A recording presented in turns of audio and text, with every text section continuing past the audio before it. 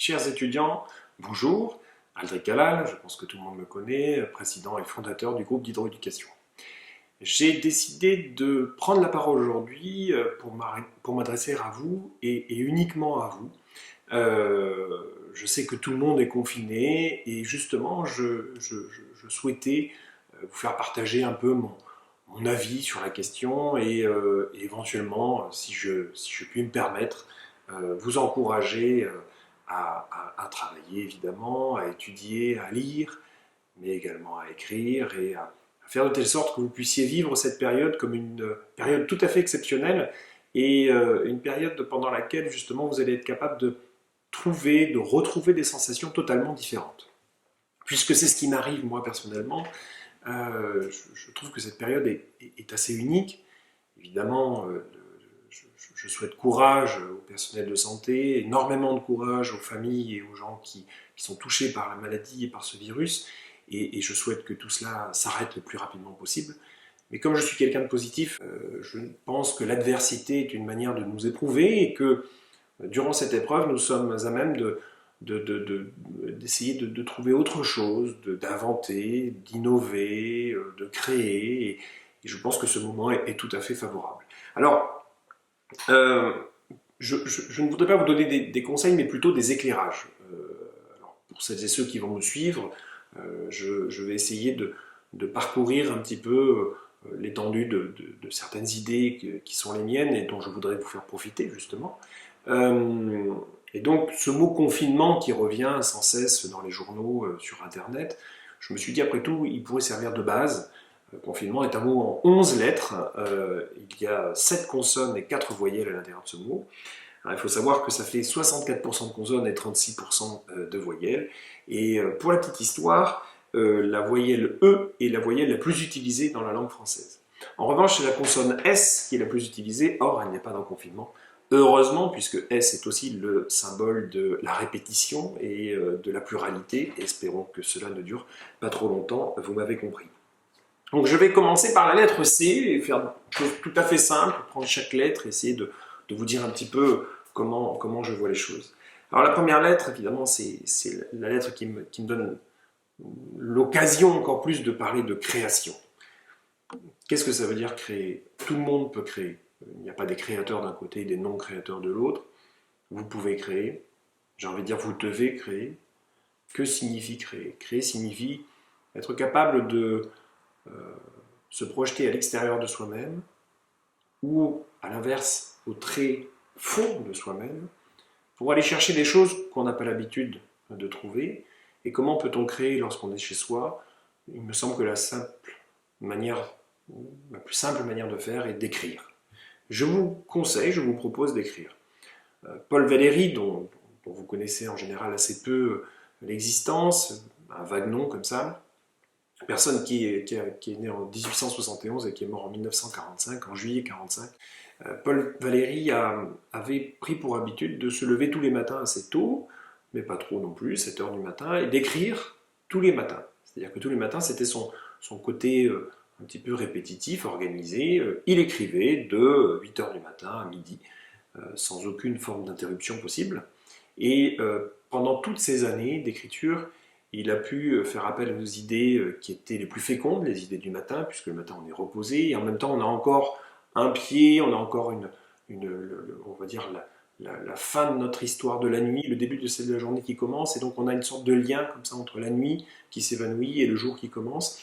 Et Paul Valéry disait que ce lien entre le jour et la nuit, entre la nuit qui finit et le jour qui commence, lui permettait d'aller chercher au fond de lui-même des choses qu'il n'avait pas l'habitude de trouver, certainement pas en fin de journée, après avoir vécu toute une journée de sociabilité diverses et variées.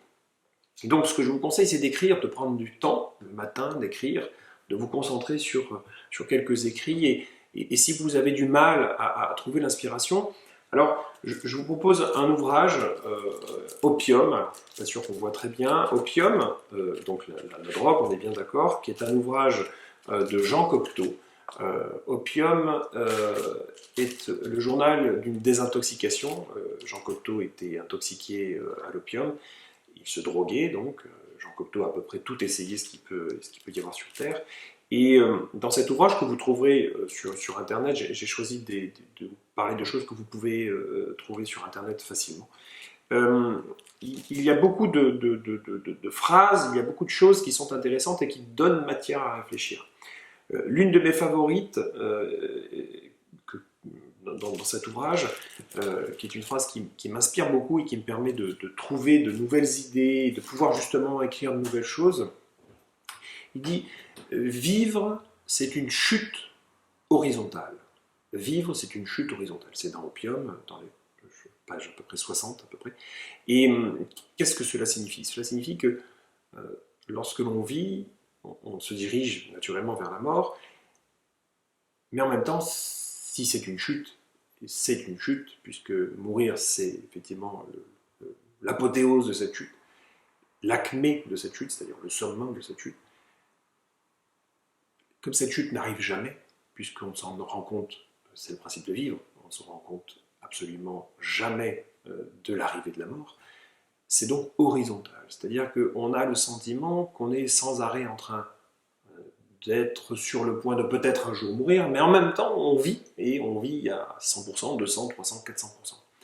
Et j'aime bien ce type de phrases qui permettent de réfléchir et de se poser des questions. Vivre est une chute horizontale, c'est quand même quelque chose, et je tenais à vous la suggérer. Alors, créer, écrire, mais pour ceux qui veulent fabriquer, faire des origamis, profitez de ce moment pour utiliser votre capacité à créer. L'être humain est fait pour créer.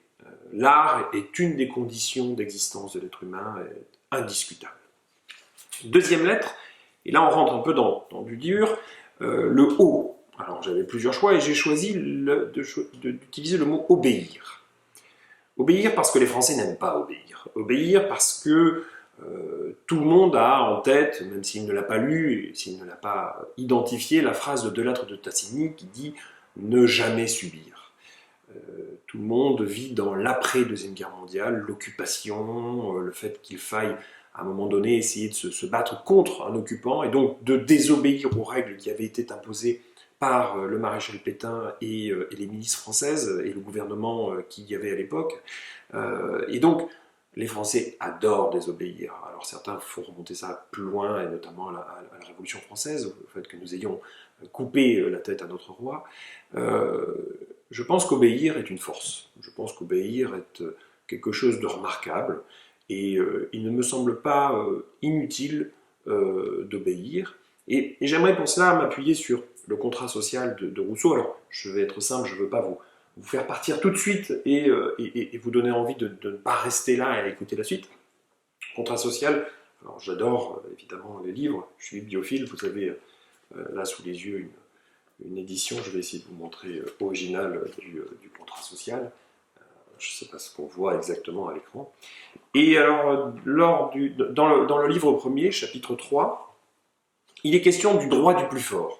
Rousseau s'interroge, mais est-ce que le droit du plus fort est vraiment un droit? Le droit du plus fort. Si c'est la force qui désigne le droit, il y a un problème, puisque le droit, c'est justement ce qui est en amont de la force, ou au-delà de la force, mais en tout cas hors de la force. Et donc, Rousseau a une phrase extraordinaire, il écrit « Le plus fort n'est jamais assez fort pour être toujours le maître », puisqu'on rencontrera toujours quelqu'un qui sera plus fort que nous un jour. « Le plus fort n'est jamais assez fort pour être toujours le maître. S'il ne transforme sa force en droit et l'obéissance en devoir. S'il ne transforme la force en un droit et l'obéissance à ce droit, à cet ensemble de droits qui permettent de créer la société civile, en devoir. » L'obéissance est un devoir.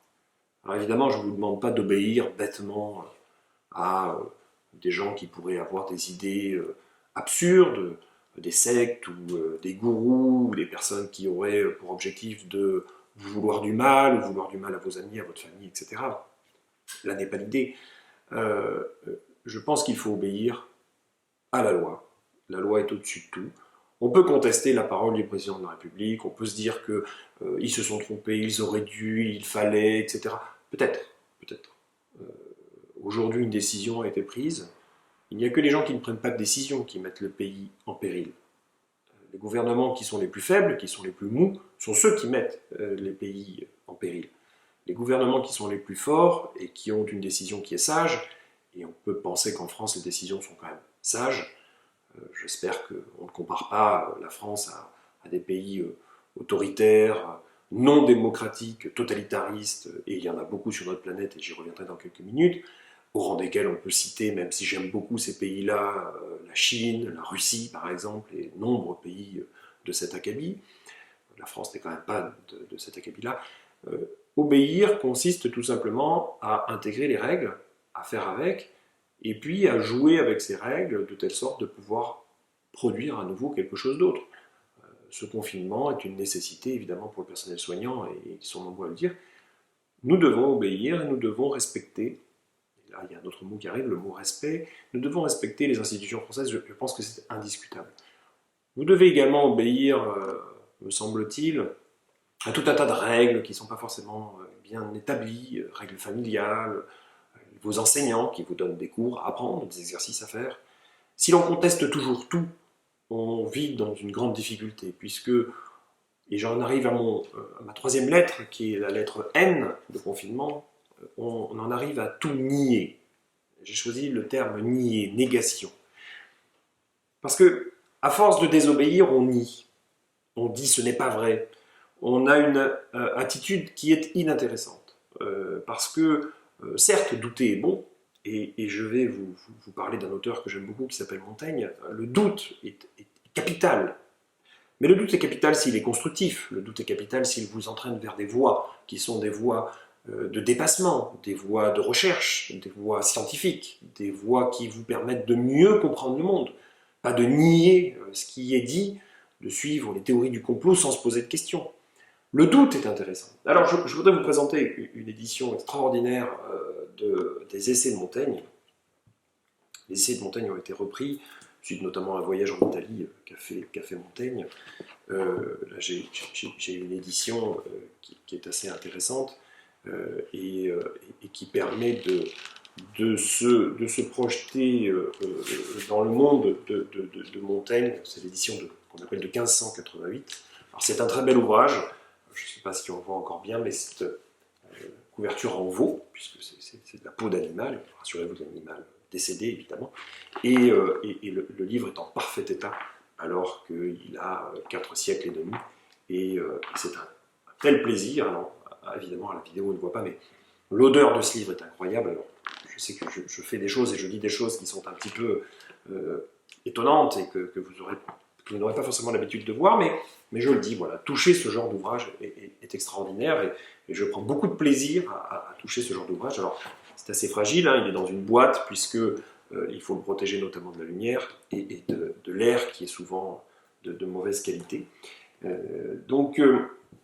Néanmoins, je vais, pas dans ce texte-là, mais sur Internet, puisque aujourd'hui on a accès absolument à tout, vous lire un petit passage qui me fait beaucoup rire dans les essais. Et alors, il y a une ville qui était en Grèce à l'époque, 5e siècle, 6e siècle avant Jésus-Christ, qui était en Grèce, mais qui est aujourd'hui située géographiquement en Italie. Cette ville s'appelle la ville de Thurii, T-H-U-R-2-I, et donc Montaigne y fait référence, et il dit ceci, il écrit ceci. Enfin, il dit ceci, puisqu'il faut savoir que les essais de Montaigne, c'est un texte, Montaigne raconte, et ce n'est pas un texte qui a été écrit, puisque quelqu'un a écrit pour lui, et donc il y a une parole qui vient se coucher sur le papier. C'est totalement différent d'un Paul Valéry qui se concentre tous les matins et qui écrit. Là, il y a une parole, et c'est comme si vous aviez quelqu'un qui prenait sous la dictée ce que vous disiez, ce qui est un exercice passionnant. Pour multiples raisons, puisque vous avez quelqu'un qui vous écoute, qui prend en note ce que vous dites, ou qui tape ce que vous dites. Vous, ça vous permet d'être détaché de la matérialité de l'écriture, du geste d'écrire, et ça vous met dans une situation totalement différente. Vous devriez essayer, c'est tout à fait passionnant. Le législateur des Thuriens donc, ordonna que quiconque voudrait ou abolir une des vieilles lois ou en établir une nouvelle se présenterait au peuple la corde au cou, afin que si la nouveauté n'était approuvée d'un chacun, c'est-à-dire n'était pas approuvée et que personne ne la souhaitait, il fut incontinent étranglé. Ce qui signifie que la personne arrive, dit « moi j'ai une nouveauté, moi j'estime que ce que vous avez fait c'est pas bien, moi j'estime que c'est pas comme ça qu'il faut faire, je râle, je conteste, je nie la réalité des choses ». Donc ok, très bien, mais à condition déjà d'avoir une nouvelle idée, de proposer quelque chose de nouveau en remplacement, et pas dire juste c'est pas bien, c'est nul, j'aime pas. On propose quelque chose, et l'accord de coup, si jamais cette chose-là n'est pas approuvée par tous, à ce moment-là, c'est la mort. Alors évidemment, c'est symbolique. Cela signifie quoi? Cela signifie que lorsqu'on va critiquer, lorsqu'on va proposer quelque chose, on a réfléchi auparavant, et on y joue sa vie. Si à chaque fois que l'on prend une décision et que l'on décide de changer quelque chose de fondamental, on joue sa vie, on y prête plus attention. On fait beaucoup plus attention à ce qu'on dit, et les votes, notamment lors de l'Assemblée nationale, auraient lieu dans des dispositions beaucoup plus profondes et réfléchies, vous l'avez compris. Donc, la première chose, c'est que quand on doute, derrière, il faut proposer quelque chose de concret. La deuxième phrase que j'aime beaucoup chez Montaigne, à un moment donné, alors lire Montaigne est difficile dans le texte puisque c'est écrit dans un français qui n'est pas encore réglé, c'est-à-dire qu'à partir du moment où on va régler la langue française pour avoir le français moderne qu'on a aujourd'hui, et tous les écrits antérieurs sont écrits de manière étrange, comme Rabelais, évidemment Montaigne et tant d'autres. Donc ça peut être difficile à lire, mais vous trouverez des éditions sur Internet qui sont accessibles. Dans ce cas-là, vous tapez, lorsque vous cherchez, pour Rabelais, Gargantua ou autre, vous tapez français moderne, texte français moderne PDF, et vous allez tomber sur le texte. Et donc à un moment donné, il écrit « Aussi bien que savoir, douter me plaît. Le doute est égal au savoir. » Et ça c'est très intéressant, c'est-à-dire que ça valorise le doute. Oui, nous devons douter, absolument, il faut douter. Il faut douter autant que de savoir. Et en doutant, nous savons, en sachant, nous doutons, et c'est une sorte de dialectique qui se crée et qui permet d'améliorer la connaissance. Si l'on doute et qu'on se réfugie dans la théorie du complot, certaines religions exotiques ou autres, on passe d'une vérité scientifique à une vérité révélée. Un homme a décidé un jour qu'il était né d'un caillou, d'un univers différent, ou je ne sais quoi, et c'est ce qu'on appelle la vérité révélée, qui appartient aux religions, et sans critiquer aucunement les religions, c'est une vérité qui est admise, qui n'a pas de rapport avec le monde scientifique. D'ailleurs, les scientifiques essaient de découvrir si oui ou non la Bible, la Torah, le Coran ont des aspects scientifiques, se trompent, évidemment, puisque la religion, ce n'est pas le champ de la science, c'est le champ de la vérité révélée, donc forcément, c'est totalement différent. Donc soit on tombe dans la vérité révélée, avec les affres du complot, on n'a pas marché sur la Lune, le virus a été créé par je ne sais quelle nation pour faire du mal à quelle autre nation, etc. Des choses qu'on peut lire sur Internet qui sont incroyables, qui sont écrites par des gens qui n'ont aucun scrupule, qui n'émettent aucun doute vis-à-vis de paroles qu'ils ont glanées à droite et à gauche, et qui ne sont fondées sur rien. Récemment, dans LinkedIn, une des personnes dont je reçois le post écrit Poutine a déclaré que ceux qui ne respecteraient pas le confinement seraient punis de 5 ans d'emprisonnement. Et tout le monde a dit ah, c'est un homme, il est fort, il a des comme ça, il est puissant. Moi, j'ai des amis russes et je leur ai dit est-ce que c'est vrai que Poutine a dit ça? Évidemment, Poutine n'a jamais dit ou écrit ça.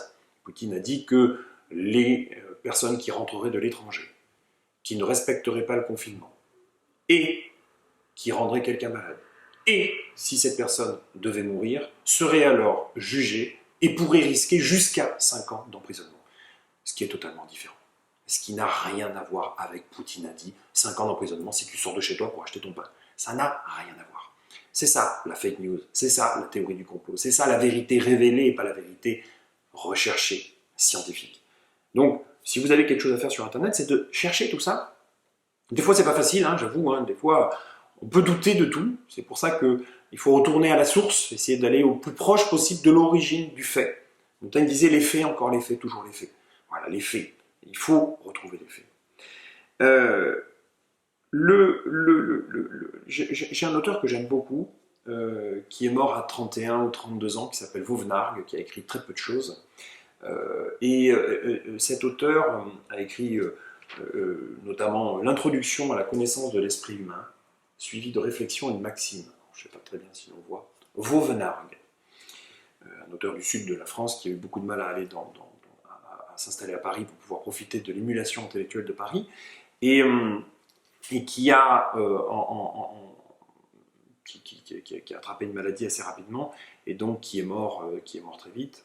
Je vais vous lire un passage de Vauvenargues. Alors, Vauvenargues, c'est le XVIIIe siècle, hein, beaucoup de pensées du XVIIIe siècle nous sont encore présentes aujourd'hui.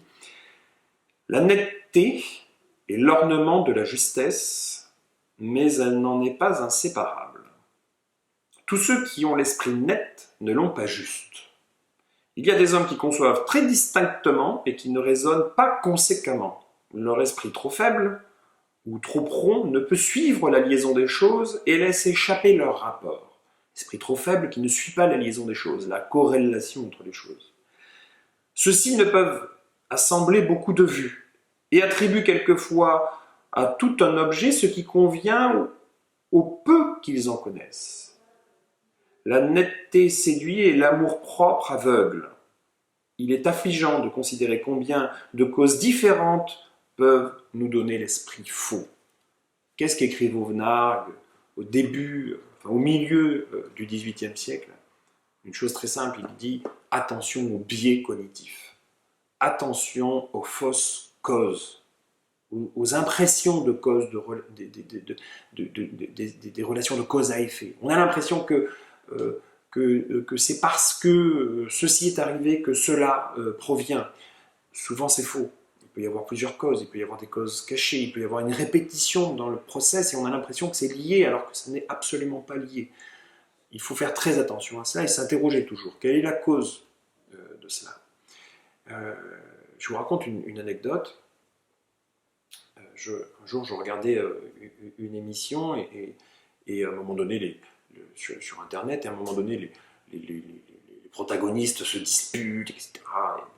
Et donc, il y a un des protagonistes qui se lève de l'émission comme ça et qui dit « je m'en vais ». Et comme il sort un peu du cadre comme ça, là, hop, et puis il dit « je m'en vais ». Bon. Et puis, clac, ça coupe, et puis là, on a un petit truc, oui, alors, il était énervé, blablabla, etc. J'ai montré cet épisode à mes fils, j'ai 3 fils, qui ont à peu près votre âge, puisque le petit dernier a 17 ans, il est en terminale, et l'aîné va avoir 22 ans cette année. Et le cadet a 21 ans. J'ai montré ce passage à mes fils, et puis je leur ai juste montré comme ça, et puis on a refermé, puis on est passé à autre chose, et puis au moment du dîner, je leur ai dit vous vous souvenez de ce que je vous ai montré tout à l'heure? Oui, oui. Et le protagoniste qui est parti, vous vous en souvenez? Ouais. Et alors un de mes fils dit bah oui, il a quitté le plateau parce qu'il était en colère, machin et tout. Et puis un autre dit bah c'est normal, il s'est fait insulter, tout ça, machin. Et moi je leur dis mais il a jamais quitté le plateau. Il me dit si, on l'a vu. Je dis non, vous n'avez pas vu l'homme quitter le plateau. Vous avez vu un homme dire je m'en vais, mais vous n'avez pas vu un homme qui était parti. Et effectivement, dans cette émission, on voit bien que l'homme dit je m'en vais, mais en fait il reste assis et il ne s'en va pas. Sauf qu'on a coupé l'image et on a l'impression que. Et le lendemain, des commentateurs disent « oh, il a quitté le plateau, etc. » C'est archi faux, il n'a pas quitté le plateau, il est resté sur place. Tout ça pour vous dire que souvent, on a l'impression que quelque chose est en train d'arriver ou qu'il y a une cause, et c'est faux. Donc, attention, les faits, toujours les faits. Soyez très vigilants, évidemment, avec ça. Alors, après F. F, j'avais plein de choix. Il y en a 2 que j'ai retenus, que j'aime beaucoup. J'avais dit un mot par lettre, mais il y a le mot France, puisque je suis très républicain, et vous le savez certainement, et le mot famille. Alors, France. France, c'est quelque chose d'extraordinaire pour moi. Moi, je suis né à l'international, je suis né en Allemagne. Comme vous le savez, j'ai un nom du Moyen-Orient, halal, qui signifie en arabe le pur, le divin. C'est tout un programme. Et je suis français. Je suis français jusqu'au bout des ongles, il n'y a pas plus français que moi. Et je me suis souvent posé la question, qu'est-ce qui fait que moi, je suis français? Comment, moi, Aldric, j'ai pu être français? Comment je peux me sentir français? Comment je peux ressentir jusque dans mes tripes que je suis français? Pourquoi est-ce que lorsque j'entends l'histoire de Jean Moulin qui se fait torturer, qui ne lâche pas un mot et qui ne vend pas ses camarades, j'en ai les larmes aux yeux? Pourquoi est-ce que l'hymne français, la Marseillaise, me fait vibrer? Et effectivement, me fait quelque chose et j'ai pas honte de le dire. Et souvent, je me suis posé la question, mais d'où ça vient cette appartenance? Alors, on peut lire Ernest Renan, on peut lire André Suarez, La race, La nation, Le pays. Moultes auteurs ont écrit sur ces sujets, et vous le savez probablement, il n'y a pas une personne qui a raison. Évidemment, il y a une définition, la nation c'est quand même un territoire, c'est quand même des us et coutumes, des lois, des règles que l'on partage, comme le territoire, et une langue commune, puisqu'effectivement, lorsqu'on ne parle pas la même langue, c'est quand même difficile d'avoir des choses à partager. On le voit bien avec la domination de la langue anglaise qui nous montre que la langue française a du mal à exister, même si elle fait beaucoup d'efforts et que la francophonie est importante aujourd'hui. Donc on a une définition un peu de la nation, mais pourquoi moi je me sens français? Je me sens français parce qu'on appartient à des identités emboîtées. C'est un petit peu comme les boucs russes. On a une identité qui est l'identité de sa famille propre, proche, les parents, les frères, les sœurs. Et puis au-delà, on a une identité avec la grande famille. Ce que j'appelle la grande famille, c'est les oncles, les tantes, les grands-parents, etc. Des gens qu'on voit moins, avec lesquels on a des liens plus ou moins distendus, voire brisés complètement. Et puis après, on a, pour certains, le quartier. Pour d'autres, il n'y a pas de quartier, parce qu'ils sortent de chez eux, ils vont totalement ailleurs, il n'y a pas cette idée de quartier. Pour certains, il y a la ville, d'autres, il n'y a pas forcément la ville. Et puis il y a la région, il y a des gens qui sont régionalistes. Moi je me sens quelqu'un du Sud, je suis montpelliérain, j'ai vécu très longtemps dans le Sud, et donc je me sens effectivement plutôt proche de Paul Valéry et du Sud de la France et de la Méditerranée que nordique ou que breton. Voilà. C'est plus ma condition. Donc, voilà. Et puis il y a le pays, la France. Et puis après il y a la question de l'Europe, est-ce que je me sens européen? Là j'ai déjà plus de mal personnellement, même si je pense que c'est une très bonne chose et qu'il faut cultiver. Est-ce que je me sens citoyen du monde, comme on dit? Là, oui, complètement. International, oui, je me sens. Finalement, je me sens autant mondial que européen. J'ai l'impression que l'Europe me parle autant ou aussi peu que la planète entière, voire la planète entière me parle peut-être plus. Je me sens peut-être plus proche d'un Brésilien que d'un Hongrois, par exemple, ou je ne sais. Donc, ce sont ces identités emboîtées qui nous permettent de définir une sorte de trame, une sorte de ligne. Et cette ligne, quand elle est peu discontinue, lorsqu'elle est assez continue, elle est cohérente. Et ma famille, ma ville, ma région, mon pays, effectivement, je suis français parce que j'appartiens à toutes ces identités et que ces identités me comprennent et m'englobent. Et donc, je me sens bien avec cette identité.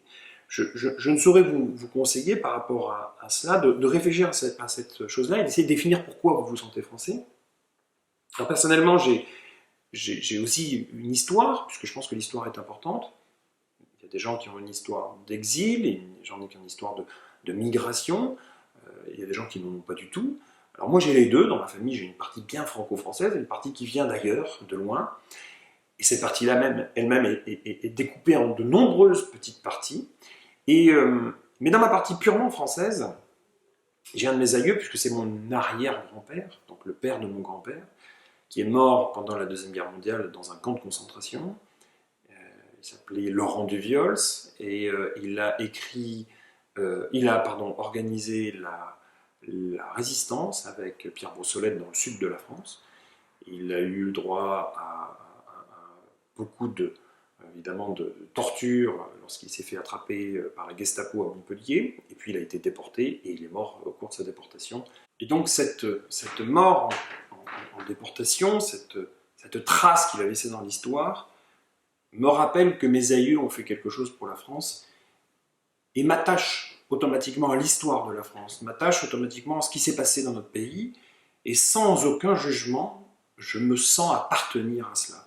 Je pense que retrouver encore une fois des faits, retrouver des histoires qui sont réelles, nous permet de savoir exactement d'où on vient.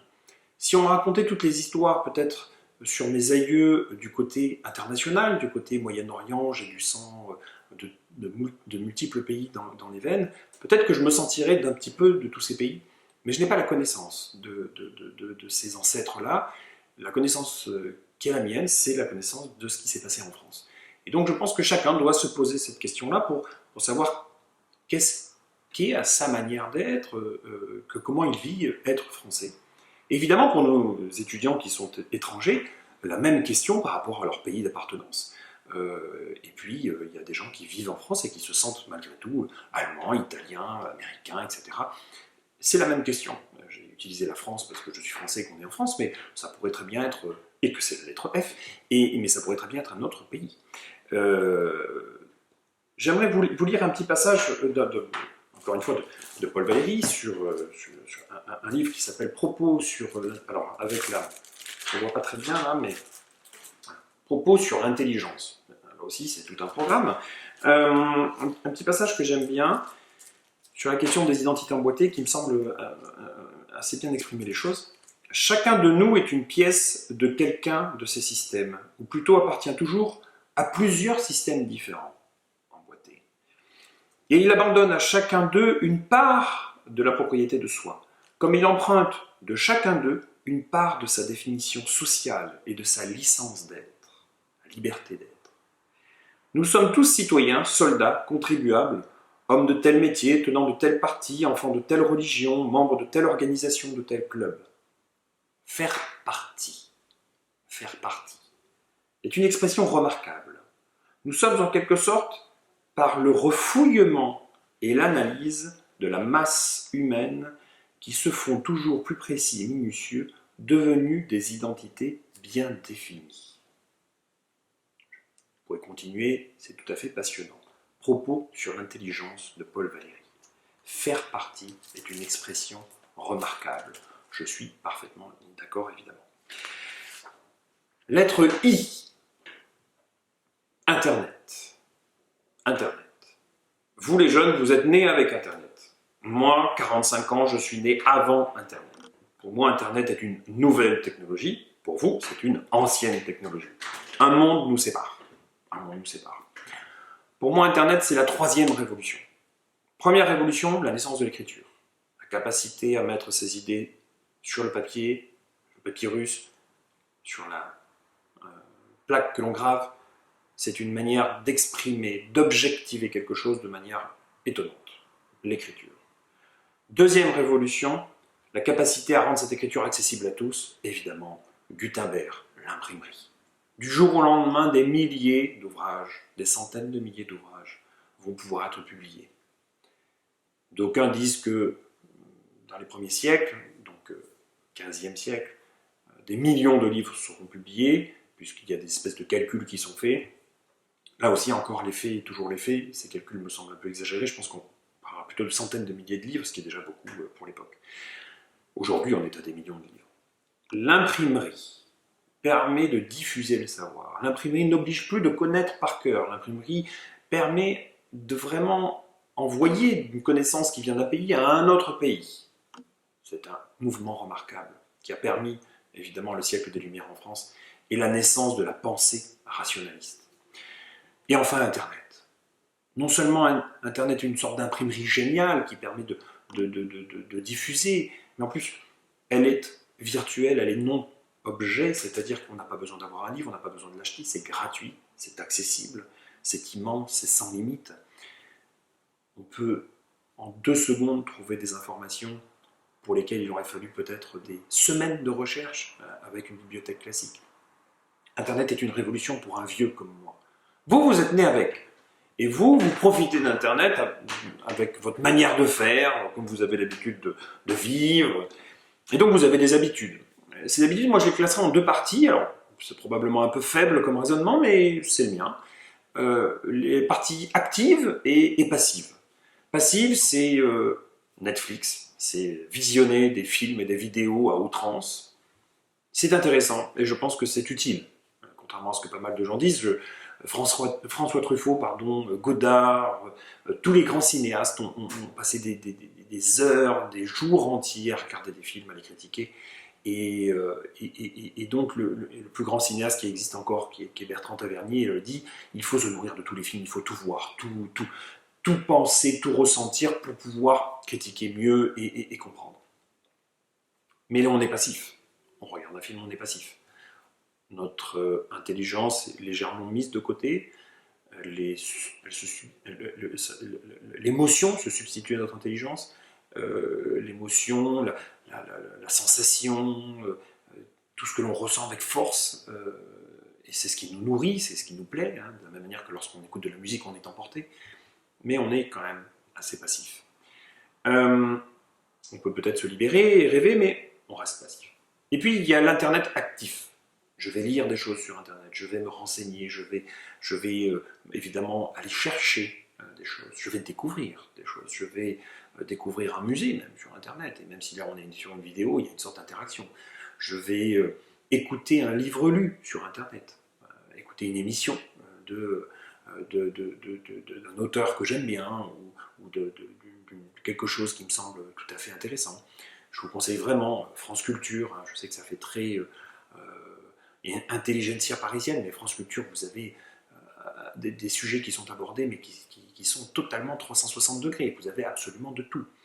Et je suis sûr que vous vous nourririez de choses que vous pourriez entendre sur France Culture et qui appartiennent à votre monde, à votre centre d'intérêt. Donc, l'Internet actif, évidemment, c'est un Internet qui vous demande de réfléchir, et je pense que c'est une chance inouïe que vous avez. Aujourd'hui, je lis des choses sur le confinement et j'entends des gens qui disent oui, Anne Frank, Hélène Berg, c'est-à-dire des jeunes filles qui sont restées confinées longtemps, et il y a une sorte d'analogie qui est faite, je la trouve non sincère. Je pense que c'est faire du mal à Anne Frank que de dire que ce que nous vivons aujourd'hui, c'est ce qu'elle vivait. Je pense que ça n'a rien à voir. D'une part, nous ne sommes pas traqués par l'ennemi à l'extérieur, même si le virus peut nous décimer. D'autre part, nous avons Internet. Qu'on le veuille ou non, nous avons Internet. Et nous sommes libres. Nous sommes libres de nous cultiver, nous sommes libres d'apprendre, de voir, de rester en contact avec le monde. Et c'est mon troisième point. Anne Frank était coupée du monde. Nous sommes en contact avec le monde. Donc je pense que faire ce type d'amalgame me semble un peu douteux. Le confinement, oui, mais pas plus. Oui, nous sommes confinés pour nous protéger, pour protéger les autres, et il faut respecter cela. Mais Internet nous permet une grande libération. Je vous conseille vivement, d'ailleurs, d'écouter La chute de Camus. Alors, La chute de Camus, quand on dit ça en général, un jeune dit « Oh non, surtout pas, prof de philo, de terminale, machin, etc. » Je pense que quasiment personne n'a lu La chute de Camus, mais c'est un roman extraordinaire. C'est un roman que j'ai découvert très tard, et qui me semble d'un intérêt crucial. Je pense qu'il est difficile à lire, et c'est pour ça que je vous dis, écoutez-le. Il y a des versions gratuites, hein, il y a toujours évidemment des systèmes qui vous font payer les choses, mais il y a des versions gratuites de La chute, et je pense qu'il est intéressant d'écouter La chute. Alors je vais vous lire un petit passage de La chute qui est assez rigolo, enfin rigolo, absolument pas rigolo, mais qui est assez étonnant, et quand on pense à Camus, on ne pense pas forcément à ce genre de choses. Alors Camus, Jean-Baptiste Clamins, discute avec un individu dans un bar qui s'appelle Mexico City, en Hollande, à Amsterdam. L'action se situe là-bas, c'est une discussion entre deux personnages. Un personnage qui raconte justement sa chute. Il est français d'origine, enfin il est français tout court, pardon, et il vient de Paris, il était avocat, et il a chuté. Il s'est passé quelque chose dans sa vie qui a transformé son existence, et qui lui a fait beaucoup de mal. Et donc il s'exile, et donc là il raconte quelque chose. Et alors, donc Jean-Baptiste Clamins raconte à son interlocuteur, « Avez-vous au moins entendu parler de la cellule des crachats qu'un peuple imagina récemment pour prouver qu'il était le plus grand de la Terre ?» La cellule des crachats. Bon, on a bien compris cracher. Hein. Une boîte maçonnée où le prisonnier se tient debout, mais ne peut pas bouger. La solide porte qui le boucle dans sa coquille de ciment s'arrête à hauteur du menton.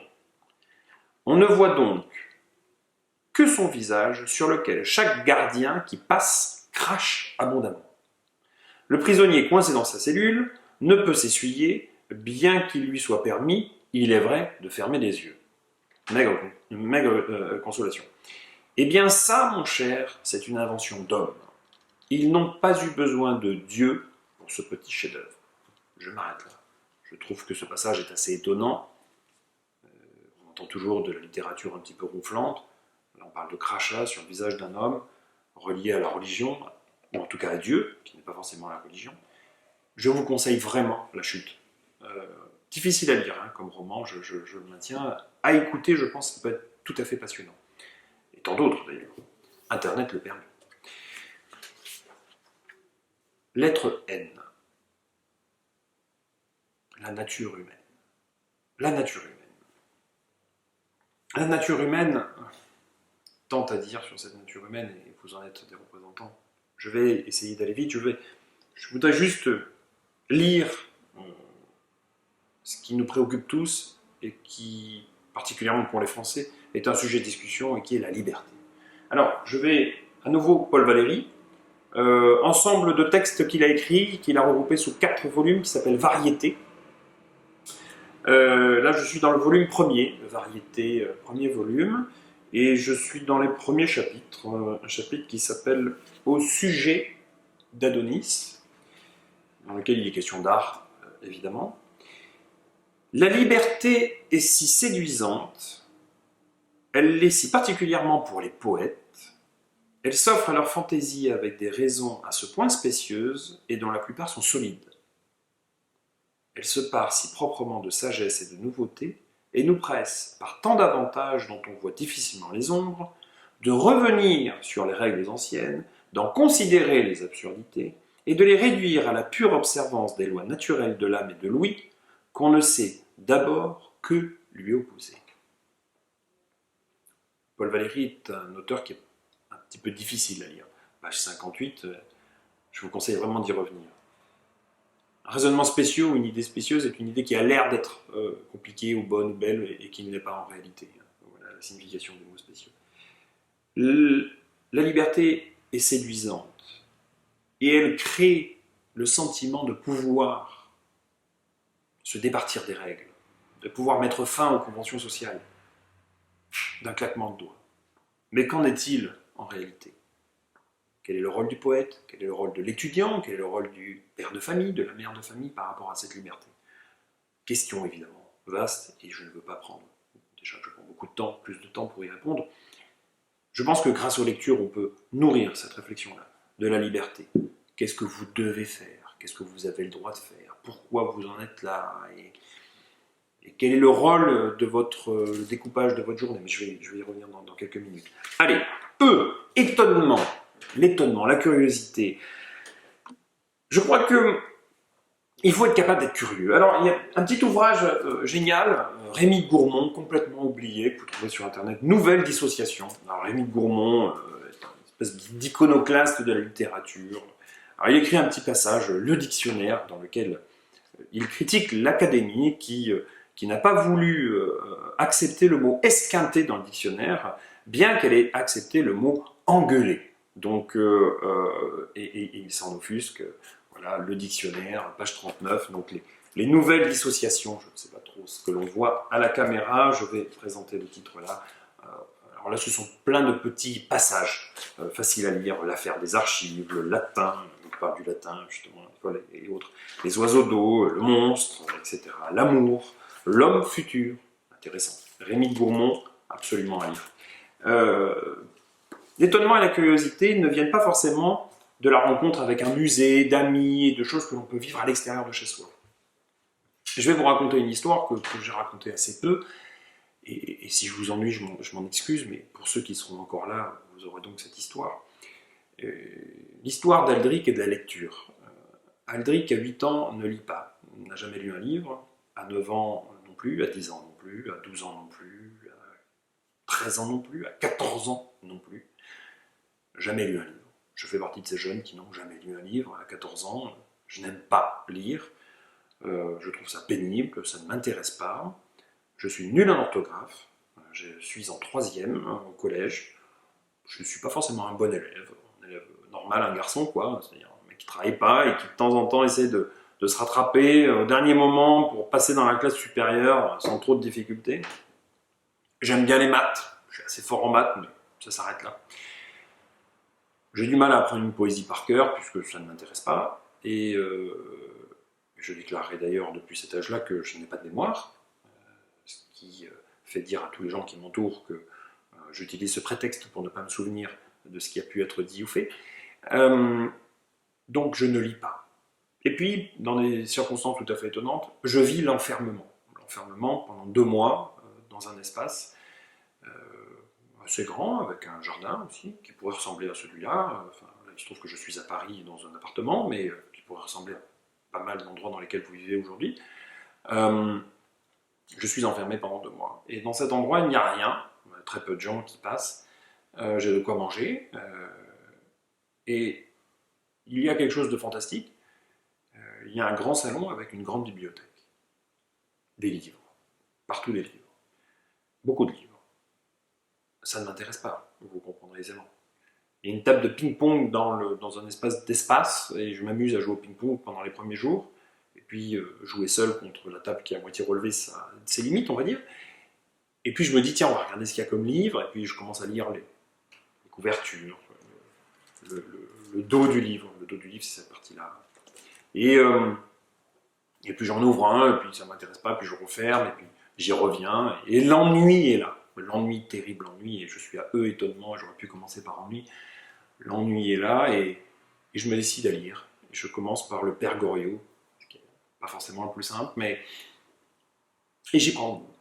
J'y prends goût, beaucoup de plaisir. Je lis un livre, puis un deuxième, puis un troisième, puis un quatrième, puis toute la bibliothèque. En 2 mois, j'ai lu une centaine de livres. J'ai tout lu, tout ce qu'il y avait. Des livres débiles, des livres intéressants, des livres passionnants.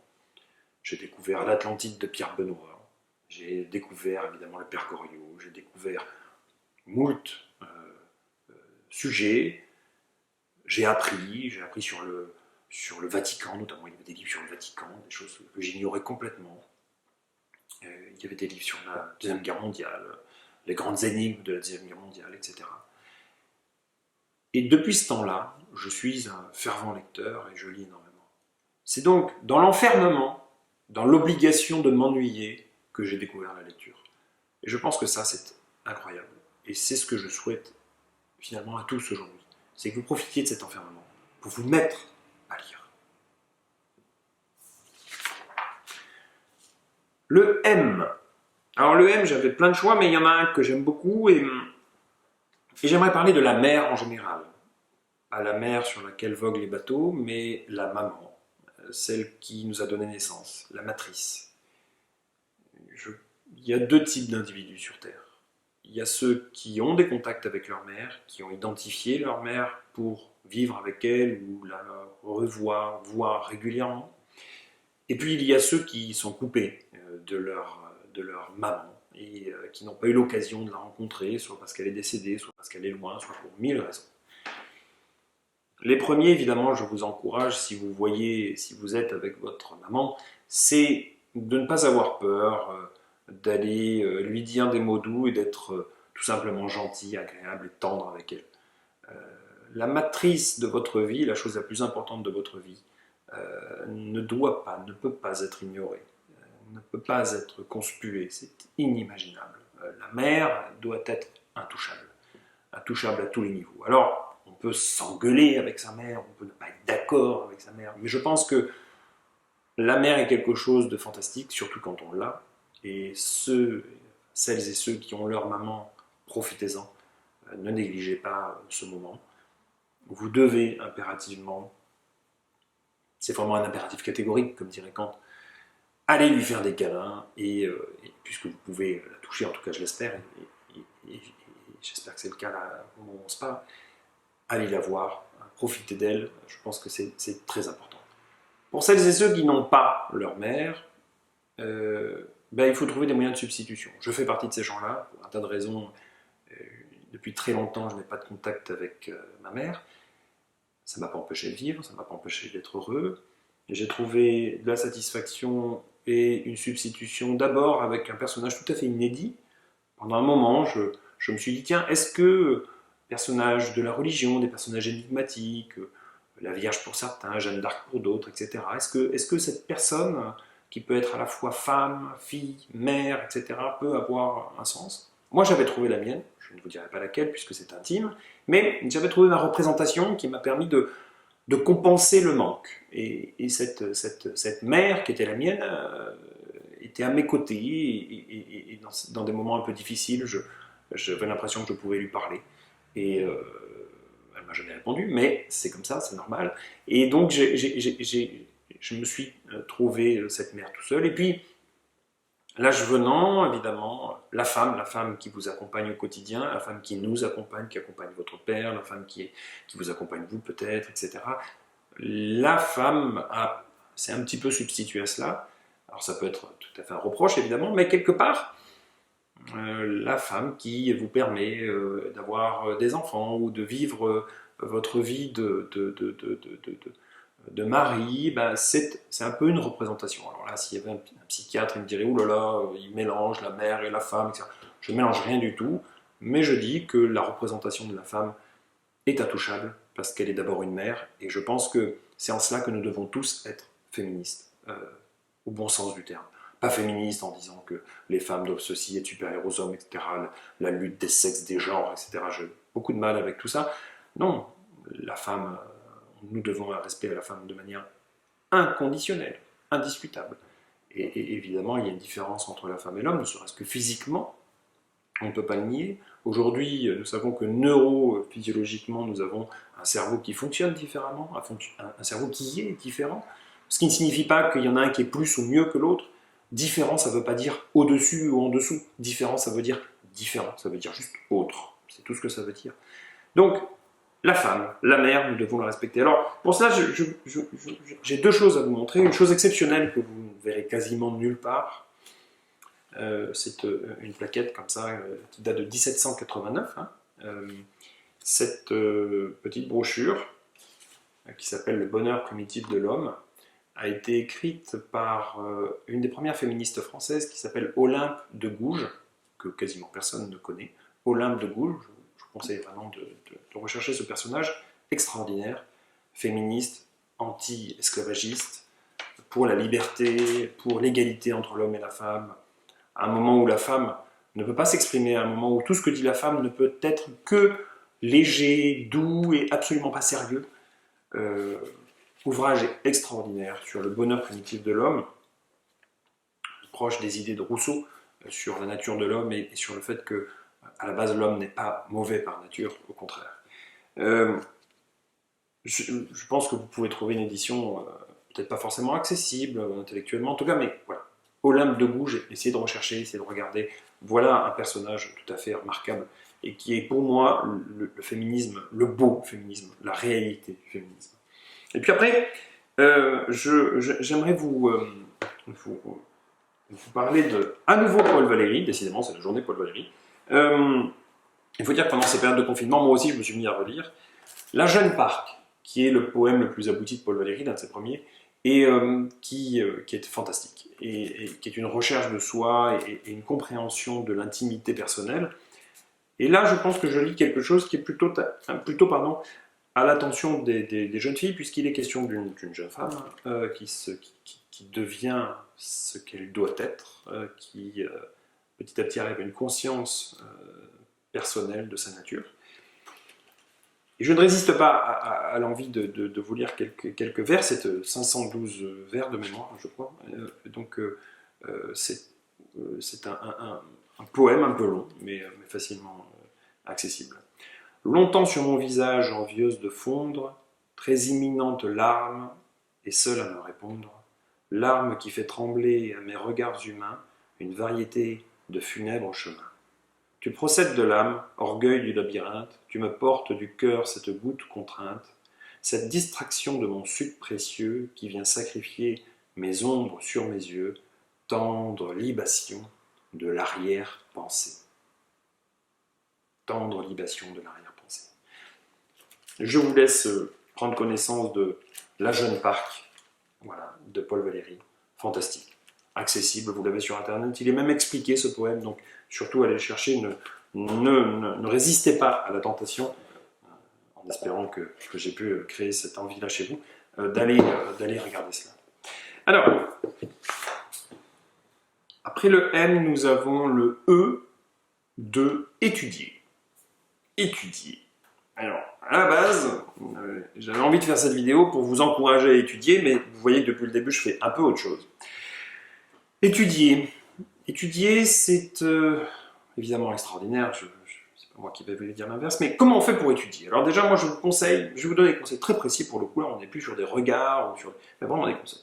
Premièrement, se lever le matin. Alors je sais que la plupart d'entre vous se couchent très tard et se lèvent très tard, mais je pense qu'il faut se lever le matin, se coucher un peu plus tôt le soir, et se lever le matin, on est frais le matin, on arrive à mieux penser, et quand on se décale dans la journée, on a toujours ce sentiment de culpabilité qu'on n'est pas bien à sa place, et que c'est pas le moment de faire ce qu'on doit faire.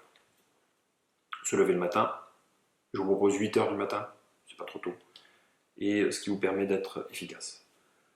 Je vous demande aussi, deuxième conseil, de vous organiser, faire un planning. prenez un papier, un crayon, et vous faites un planning sur la semaine. Là, je travaille pas, là, je lis, là, je fais ce que je veux, là, je discute pas, là, je mange avec mes parents, là, j'en ai marre devant mes parents, je ne mange pas avec eux, etc. Je m'organise. S'organiser, c'est la base de tout. Enfin, conseil très précieux, isolez-vous. Apprenez à vous isoler. Alors, il y en a qui ont des grands appartements, des grandes maisons.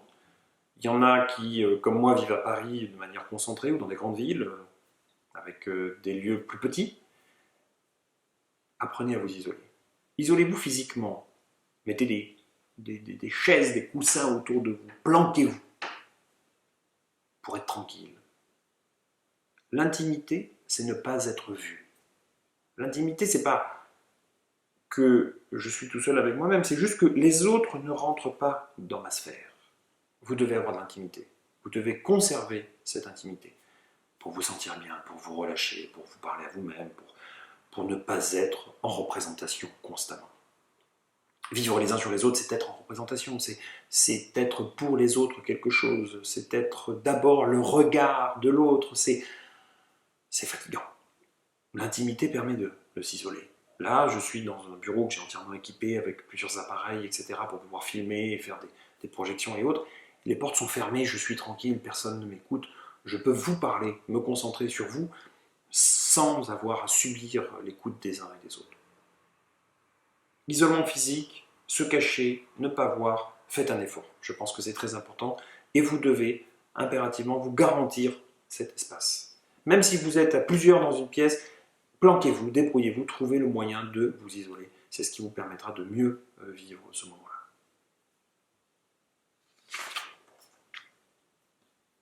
N comme nourriture. Nourriture. Alors là, voilà un vaste sujet, la nourriture. Que dire? Nous en avons trop, pas assez, nous avons fait les courses, nous avons couru, nous nous sommes battus pour acheter à manger des pâtes, du riz. Nous cuisinons, oui, non, nous avons des plats cuisinés, oui, non, nous mangeons équilibré, oui, non. Que dire? Une seule chose. Tout ce que vous mangez se transforme en énergie. Si vous ne voulez pas grossir, que cette énergie soit dépensée. C'est aussi simple que cela. C'est un équilibre. Ce que vous avez mangé doit être compensé par de la dépense énergétique. Faites des pompes dans votre salon, des abdominaux si vous voulez, allez courir le long du quartier si vous en avez le droit, mais dépensez-vous autant que ce que vous avez mangé. Sinon, automatiquement, le corps stocke, récupère, en se disant « Ouh là là, on ne sait pas ce qui va se passer ». Et automatiquement, vous allez avoir ce sentiment que vous grossissez et qui est le malheur de notre époque, même si grossir n'est pas forcément une fatalité monstrueuse, mais en tout cas, c'est une obsession pour beaucoup d'entre nous. Donc faites attention à votre poids. Pour ceux qui ont des problèmes de santé, je suis personnellement diabétique, donc faites attention puisque le sucre est en augmentation. Depuis que nous sommes enfermés, j'ai mon taux de sucre qui augmente. Donc pour ceux qui effectivement ont des problèmes de santé, attention, notamment les diabétiques, puisque le taux de sucre augmente considérablement du fait que nous fassions moins d'efforts. Donc voilà, vigilance, c'est pas le moment d'avoir une deuxième pathologie qui vient remplacer celle qui occupe tout le monde, et notamment nos personnels de santé, nos personnels soignants. Petit texte intéressant à lire, je vous conseille Gargantua, évidemment, on parle de nourriture. Si vous cherchez Gargantua, vous tapez Gargantua, texte français moderne. Sinon, le texte original est assez abscon et pas très agréable, donc il vaut mieux utiliser celui-là. Chapitre 23, je ne résiste pas à l'envie de vous lire quelques bouts. Donc il jouait au bar avec les plus forts, et quand il arrivait le choc, il se tenait si solidement sur ses jambes qu'il voulait bien que les plus téméraires disposassent de lui pour voir si par hasard il pouvait les faire bouger, comme faisait jadis Milon. Donc il fait du sport, il employait son temps à frictionner, nettoyer ses vêtements changés, il revenait tout doucement chez lui en passant par les bois, il regarde les herbes, les plantes, etc. Donc il a fait beaucoup d'activités. Et ce qui est plus rigolo, c'est la suite. Une fois arrivé au logis, Ils répétait pendant qu'on préparait le repas quelques passages de ce qui avait été lu et s'asseyait à table. Donc juste avant d'arriver à table, l'effort intellectuel permet de se recentrer, de se calmer. Remarquez que son dîner était sobre et frugal, car il ne mangeait que pour apaiser les abois de son estomac. Donc le dîner, sobre et frugal. Mais le souper était abondant et copieux, car il prenait tout ce qui lui était nécessaire pour son entretien et sa nourriture. C'est la vraie diététique, prescrite par l'art de la bonne et sûre médecine, bien qu'un tas de sots médicastres secoués dans les officines des sophistes conseillent le contraire. Je vous laisse le soin de prendre du temps de relire ce passage. Les médicastres sont évidemment les médecins, soi-disant, on va dire, spécialistes de la nourriture et des conseils à tout va, et sachant qu'à l'époque la médecine n'était pas non plus quelque chose d'extraordinairement scientifique. Donc voilà, petit passage amusant de Gargantua. Enfin, dernière lettre, en espérant ne pas vous avoir trop ennuyé, en tout cas j'espère, la lettre T du mot confinement, la tendresse. La tendresse. Je pense qu'aujourd'hui, une sorte de virilité un peu de l'époque, un peu, nous empêche de parler des choses simples, des choses comme la tendresse. La tendresse, ce n'est pas l'amour, la tendresse, c'est un geste tendre, c'est avoir du plaisir à vivre des émotions simples, qui passent souvent par le toucher, et après chacun vit sa tendresse comme il le veut. La tendresse, ça peut être un petit mot sur un papier laissé à l'attention de ses parents, de ses amis, de son ami. Ça peut être un geste tendre, évidemment, ça peut être une attention. La tendresse, c'est ce qui nous met en relation, on va dire, un peu intime avec l'autre, et qui sort du quotidien, et qui est ostensiblement différent. Même si ça peut être discret, mais en tout cas la différence est très claire. La violence est assez présente dans notre société sans qu'on en rajoute. C'est plutôt l'inverse qui n'est pas assez présent, c'est la tendresse. La tendresse ne signifie pas forcément qu'il faille aimer tout le monde. On peut choisir ses cibles. On peut être tendre avec certaines personnes et pas d'autres. Et les personnes qui n'ont personne avec elles, c'est-à-dire que je m'adresse probablement à des étudiants qui sont seuls chez eux, et ben pour avoir de la tendresse, il faut trouver, un peu comme la mère, je le disais tout à l'heure, des moyens de substitution. Alors ça peut être une peluche pour certains, ça peut être un coup de téléphone pour d'autres, ça peut être mille manières. En tout cas, que vous ayez envie de tendresse n'est pas un problème, que vous ayez envie de donner de la tendresse n'est pas un problème, il faut l'accepter, puis il faut aussi trouver le moyen de le faire. Et donc moi je vous souhaite de vraiment passer par cette phase-là et de penser à ce que vous feriez si vous êtes tout seul à plusieurs, et en tout cas d'essayer de vivre cette envie, cette espèce de picotement qu'on a, et de respecter ça. Voilà. Nous avons tous besoin de tendresse et nous avons tous envie de donner de la tendresse, et je pense qu'il ne faut pas avoir honte de ce fait-là. J'aimerais terminer donc cette séance, enfin, cette allocution vidéo, par un texte que j'aime beaucoup, d'un jeune auteur qui a votre âge, enfin qui avait votre âge lorsqu'il est mort. Raymond Radiguet est mort à l'âge de 20 ans, exactement. Et entre le moment de sa naissance et 20 ans, plus exactement entre 17 ans et 20 ans, il a écrit pas mal de choses, et donc 2 romans importants, Le bal du comte d'Orgel et Le diable au corps, dont j'aimerais vous lire un petit passage. Raymond Radiguet avait été repéré et encouragé par Jean Cocteau et autres, et c'est un personnage tout à fait étonnant. Jeune auteur, s'il avait vécu plus longtemps, il aurait forcément écrit de très très très très belles choses. Bon, il est mort trop tôt, et c'est fort dommage. Donc Raymond Radiguet, R-A-D-I-G-U-E-T, je vais vous montrer ce livre, très belle édition que j'ai et que je suis très content d'avoir. Donc Le diable au corps, voilà, chez Grasset. Hein. À l'époque, Bernard Grasset a hésité à publier Radiguet, et il l'a publié sur les conseils notamment de Jean Cocteau. Donc c'est un passage concernant... alors, j'ai évidemment raté... là, il est là, ce passage. Donc, j'ai eu peur. Il parle de la ressemblance entre les gens. Alors, c'est la tendresse qui m'a fait penser à ça tout à l'heure, lorsque j'ai préparé cette séance, et j'ai pensé à qu'est-ce qui fait que... notamment, on est tendre avec quelqu'un. Et comment ça s'exprime? Et en fait, la ressemblance, vous savez, quand on est en couple, souvent on a l'impression qu'on se ressemble. Et du coup, cette pensée-là m'a amené sur ce texte-là. Il arrive que cette ressemblance morale déborde sur le physique. Regard, démarche, plusieurs fois des étrangers nous prirent pour frères et sœurs. C'est qu'il existe en nous des germes de ressemblance que développe l'amour. Un geste, une inflexion de voix, tôt ou tard, trahissent les amants les plus prudents. Il faut admettre que si le cœur a ses raisons, que la raison ne connaît pas, c'est que celle-ci est moins raisonnable que notre cœur. Sans doute sommes-nous tous des narcisses, aimant et détestant leur image, mais à qui tout autre est indifférente. C'est cet instinct de ressemblance qui nous mène dans la vie, nous criant « halte » devant un paysage, une femme, un poème. Nous pouvons en admirer d'autres sans ressentir ce choc. L'instinct de ressemblance est la seule ligne de conduite qui ne soit pas artificielle. Mais dans la société, seuls les esprits grossiers sembleront ne point pécher contre la morale, poursuivant toujours le même type. Ainsi, certains hommes s'acharnent sur les blondes, ignorant que souvent les ressemblances les plus profondes sont les plus secrètes. On est, quand Radiguet écrit ça, on est en 1920, il est né en 1903, il a écrit ça, c'est son premier roman à 17 ans. Donc déjà, en 1920, vous voyez que les blondes sont déjà un phénomène. C'est une force extraordinaire et je vous conseille vraiment de lire ce roman que vous trouverez sur Internet gratuitement et de l'acheter dès que vous en aurez l'occasion.